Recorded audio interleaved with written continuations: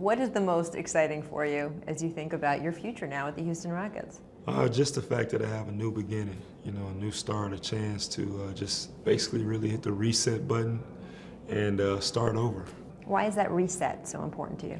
I think it's very important. So much has happened in the last 2 years, and I've kind of gotten a bad rep in different situations, and now I get a chance to really just start over and go back to being that Dwight Howard that came into the league. And I don't want people to forget that person. You had Kareem Abdul-Jabbar, one of the game's all-time greats. He said after you left LA, he goes, potential has a shelf life. And there's this rap on you of, hey, he had all this potential, he had all this natural talent, and hasn't been able to apply it. Is that fair? Do you have any responsibility for that? Just funny. Do you have to fix that? I don't have to fix that. My potential is crazy. I noticed the kind of stuff I can do on the floor. And last year was very tough.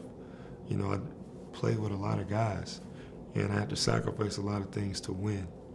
So I'm going to take what he said and take what everybody else said and use that as motivation. How tough was it for you? It was very tough, man. It was a very tough year. There's a lot of things that happened during last season that, I really just had to basically just man up and say, you know what, I'm not going to let none of this stuff affect me as a person. And it did for a while. It did for a while. It was tough. What was the thing that was the toughest for you, that did affect you the most?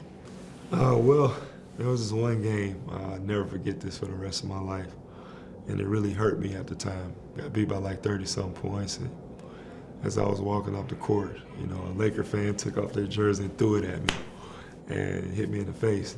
And I just felt so bad because I was like, man, I really tried to go out there and give everything I had, and I just didn't have it. Because you've also had to deal with the whole Dwight can't make up his mind thing. It's totally understandable, but there's a thing called perception and reality. And the perception is that I'm indecisive. The reality is I made up my mind. I've made some tough decisions. And anybody sitting in my shoes, they would be the same way. People change jobs every day. Are they indecisive? No. It's a part of living. It's a part of growing. And, I'm growing up. Do you see going forward eventually mending fences? I mean, Kobe unfollowed you on Twitter. I wouldn't say I burned any bridges, in LA. I respectfully made my decision.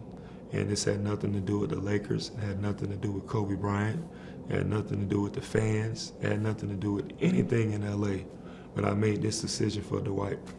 All right, so good. Clear up the Kobe Bryant thing, because there were reports at the time when you left LA, you wanted to know, was Kobe going to leave? When is Kobe leaving? I need him out so I can be in. No, that was never the case. And it kind of, upset me that that's what people were saying, is that in order for me to stay, that Kobe had to leave. No, we wanted to win together. We wanted to rock together.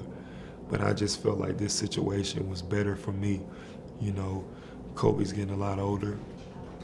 And I just felt like with this team, it's a young team, and we get a chance to grow together. Now, because of the way the NBA rules work, the Lakers, the deal could have been for $30 million more than you got here in Houston.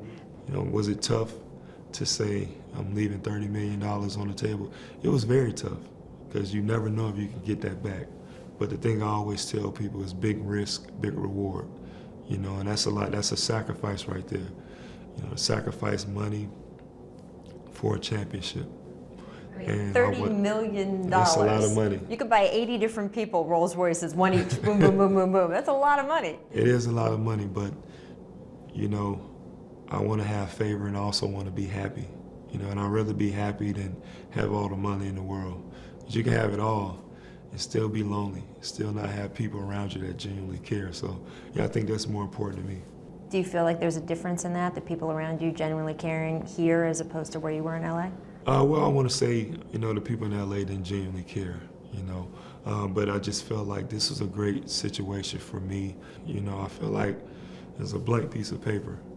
The old piece of paper was thrown away, and now I get a chance to write it the right way, write it the way I want people to see me, and go from there.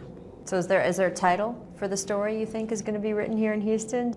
I Will Rise Again. I like that.